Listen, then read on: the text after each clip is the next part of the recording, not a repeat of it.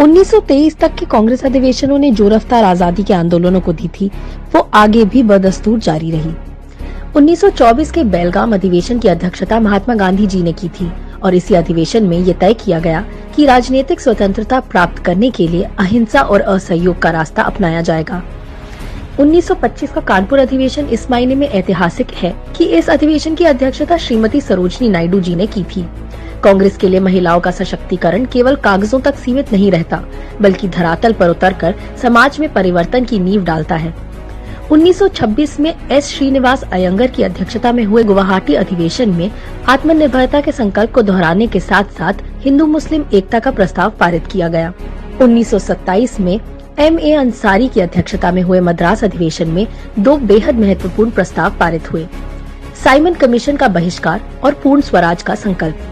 इसी अधिवेशन में चीन, ईरान और मेसोपोटामिया में भारतीय सैनिकों के इस्तेमाल का विरोध करते हुए प्रस्ताव पारित किया।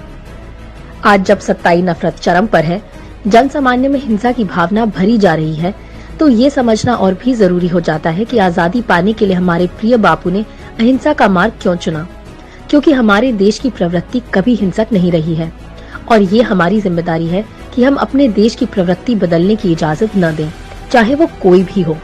कांग्रेस के अधिवेशनों ने विभिन्न प्रस्तावों के जरिए न केवल जनता को राह दिखाई, बल्कि अंग्रेज हुकूमत को स्पष्ट संदेश दिया कि अब हिंदुस्तान अत्याचार नहीं सहेगा। अत्याचार के खिलाफ खड़े होना हिंदुस्तान की मिट्टी का स्वभाव है और जिस भी अहंकारी सत्ता ने इस स्वभाव को दबाने की कोशिश की है, उसका पतन निश्चित है।